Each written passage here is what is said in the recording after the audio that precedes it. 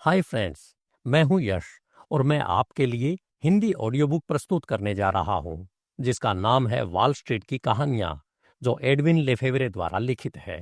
यह कहानी खास तौर पर उन युवाओं के लिए है जो ऊर्जावान, धन और संपत्ति की खोज में उत्साही हैं और स्टॉक ट्रेडिंग में सही तरीके से आगे बढ़ना चाहते हैं। आज हम बात करेंगे अध्याय 7 की, पाइक्स पीक या बर्बादी की। यह कहानी एक ऐसे युवा की है जो अपने सपनों को सच करने के लिए वॉल स्ट्रीट की चकाचौंध भरी दुनिया में कदम रखता है, लेकिन उसकी राह आसान नहीं होती। तो चलिए इस रोमांचक यात्रा को शुरू करते हैं।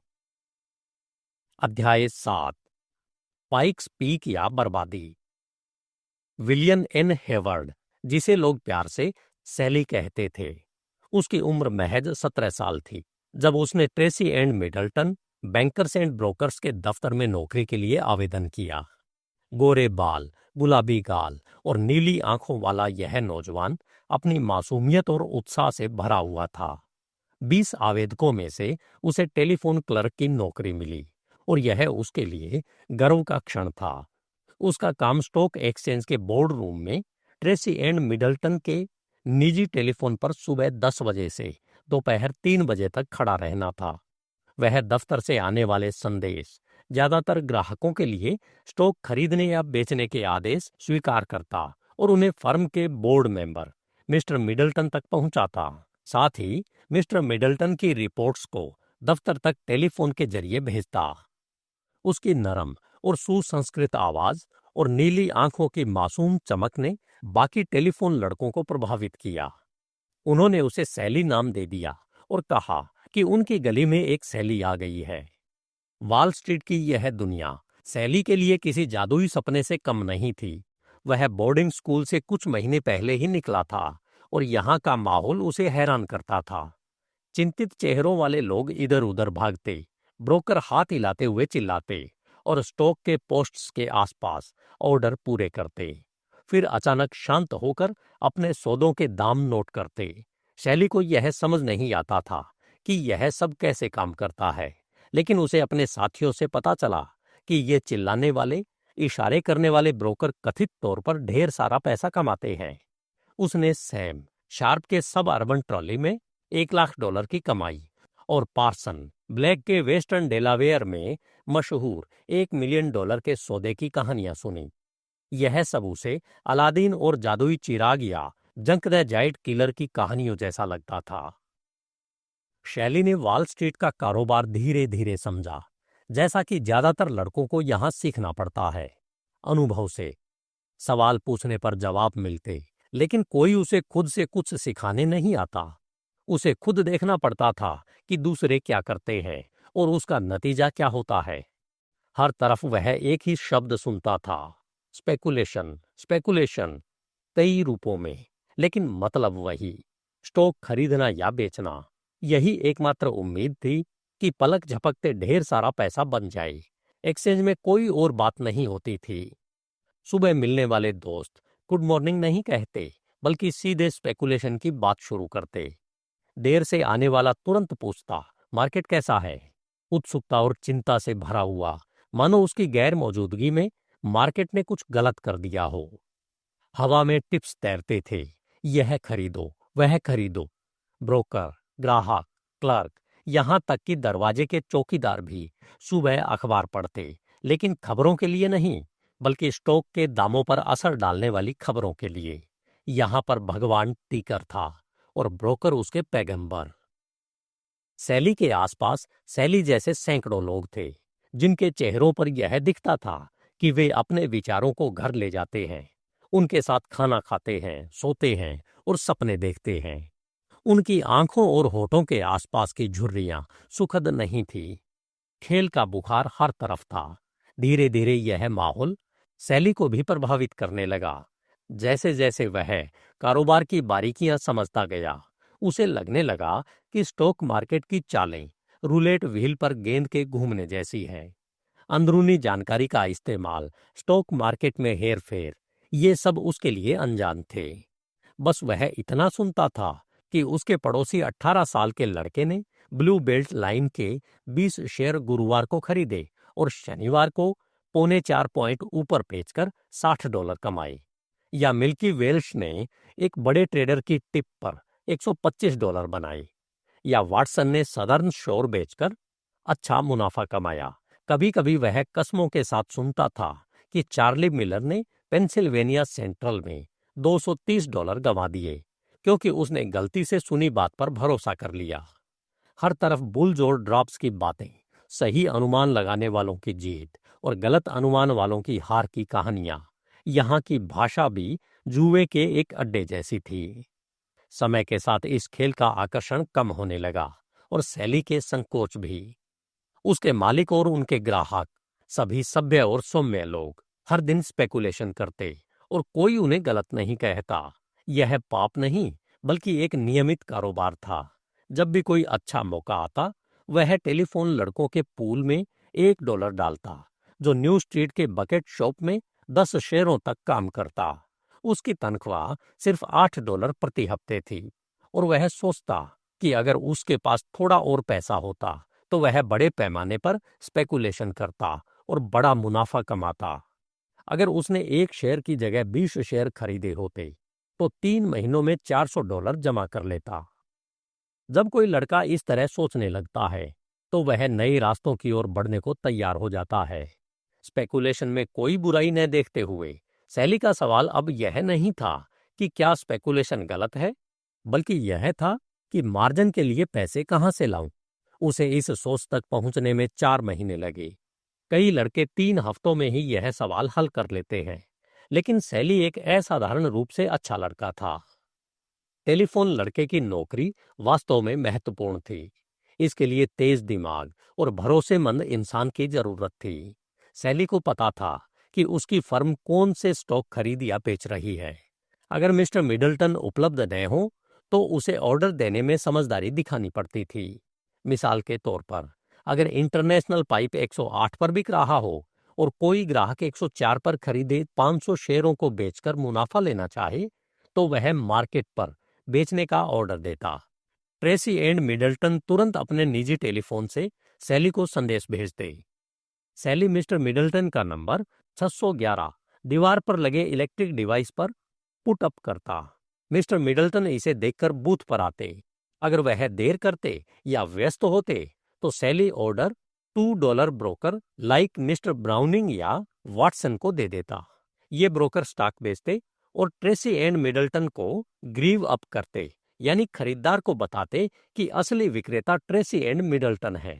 इसके लिए उन्हें प्रति 100 शेयर $2 मिलते, जबकि फर्म ग्राहकों से 1/8% कमीशन यानी 12.50 प्रति 100 शेयर वसूलती। शैली अपने काम में माहिर था। मिस्टर मिडल्टन की अनुपस्थिति में वह ऑर्डर निष्पक्ष रूप से बांटता। वह साफ सुथरा, विनम्र और मिलनसार था। ब्रोकर उसे पसंद करते थे और क्रिसमस पर उसे याद करते थे। जो जैकब्स ने उसे $25 दिए और संकेत दिया कि वह ट्रेसी एंड मिडल्टन का ज्यादा कारोबार चाहता है। सैली ने कहा कि उसे ऑर्डर पहले मिलने वाले ब्रोकर को देना होता है। जैकब्स ने चिकनी बातों के साथ $5 हफ्ते की पेशकश की। सैली को यह गलत लगा, लेकिन उसने अपने पड़ोसी विली सिम्पसन से बात की, जो 2 साल से इस धंधे में था। विली ने बताया कि उसका जिम बर $20 हफ्ते और $50 महीने कमाता है। सैली समझ गया कि $12 प्रति हफ्ते की तनख्वाह पर विली का शानदार लिबास कहां से आता है। उसने फर्म को कुछ नहीं बताया, जैकब से भी कुछ नहीं कहा, लेकिन विली की सलाह पर उसे ऑर्डर देना बंद कर दिया। जब जैकब ने शिकायत की तो सैली ने कहा कि वह मिस्टर मिडल्टन को उसकी पेशकश के बारे में बता सकता है। एक्सचेंज का सख्त नियम था कि कमीशन बांटना मना था। जैकब्स ने $8 की पेशकश की, लेकिन शैली ने $25 मांगे। आखिरकार $15 प्रति हफ्ते पर सौदा तय हुआ और शैली को 2500 शेयर हफ्ते देने थे। दूसरे ब्रोकर उसे 25 या 50 सेंट प्रति 100 शेयर देते थे। 2 महीने में उसकी आमदनी $40 हफ्ते हो गई। अब वह 18 साल का था। भाग 2। समय बीतता गया। सैली ने स्पेकुलेशन शुरू किया, पहले बेहताशा, फिर सावधानी से। उसे नुकसान भी हुआ, लेकिन कुछ शानदार मुनाफे ने उसे खेल में आगे रखा। बकेट शॉप से वह कंसोलिडेटेड एक्सचेंज तक पहुंचा। उसने जैकब्स और दूसरे ब्रोकर्स से छोटे सौदे शुरू किए और जल्द ही उसके 3 अलग अलग अकाउंट्स थे। वह वॉल स्ट्रीट के उन 10,000 लोगों जैसा बन गया जो एक ही सपनों, भावनाओं और विचारों से चलते थे। फिर एक दिन उसे प्रमोशन मिला। ट्रेसी एंड मिडल्टन के दफ्तर में क्लर्क की नौकरी। फर्म ने उसकी मेहनत के लिए उसकी तनख्वाह $15 से बढ़ाकर $25 हफ्ते कर दी। वह अब 20 साल का था, लेकिन सैली दुखी था, क्योंकि इसका मतलब था अपनी अतिरिक्त कमाई छोड़ना। उसने $6500 लेकर मिस्टर ट्रेसी से एक खाता खोलने को कहा और एक अमीर चाचे की झूठी कहानी बनाई। ट्रेसी ने उसे बधाई दी और अकाउंट खोल दिया। अब शैली फर्म का कर्मचारी और ग्राहक दोनों था। मिस्टर ट्रेसी ने उसकी प्लंजिंग की आदत को रोकने की कोशिश की, लेकिन आसानी से कमाया पैसा आसानी से जाता है। सैली के $10,000 तक पहुंचे और फिर $6,000 तक सिमट गए। वह एक कट्टर स्पेकुलेटर बन गया और अनुभव से चालाक भी। उसे ग्राहकों के कमरे में भेजा गया, जहां वह ऑर्डर लेता, उन्हें खुश रखता, टिप्स देता और फर्म के डील्स में डालता। वह ग्राहकों, जिनमें बड़े धनवान थे, के साथ दोस्ताना बन गया। एक दिन धनी ग्राहक डब्ल्यू बेसिन थार्टसन ने कमीशन की भारी कीमत की शिकायत की। सैली ने मजाक में कहा, एक्सचेंज में सीट खरीदे और थार्टन एंड हेवर्ड बनाएं। थार्टन को यह विचार पसंद आया। शैली ने उसका भरोसा जीता और ट्रेसी एंड मिडल्टन की कमजोर हालत की भनक दी।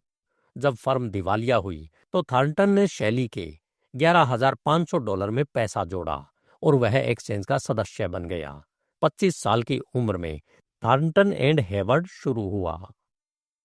भाग 3। नई फर्म ने अच्छा काम किया।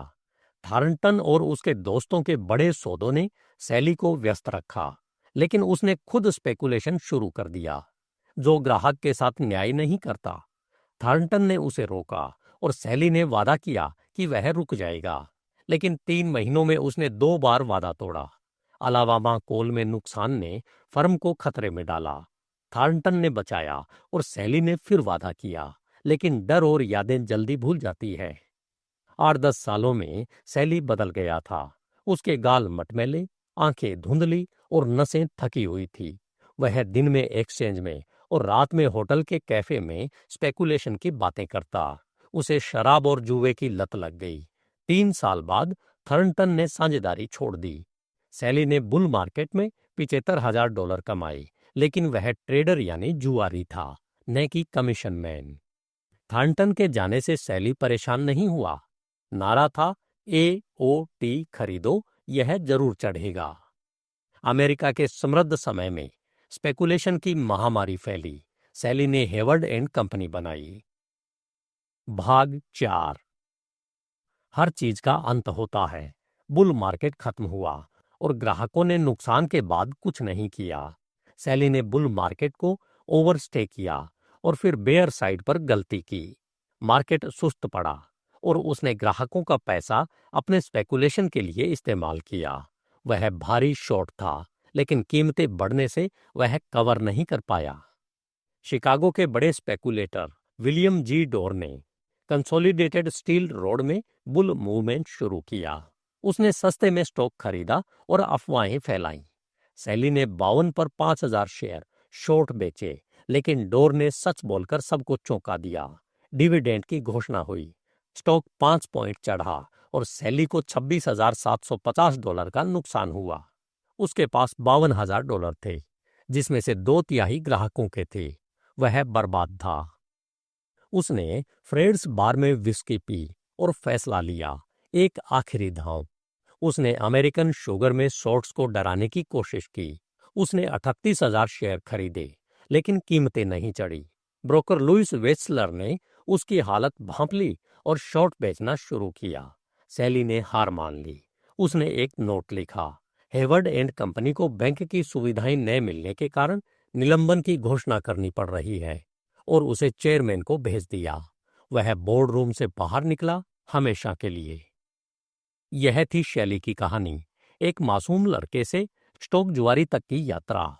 युवाओं, यह कहानी सिखाती है कि धन की चाह में संयम और नैतिकता जरूरी है। अगले अध्याय में मिलते हैं। तब तक के लिए धन्यवाद। HindiAudiobook.com। आपका दिन शुभ हो।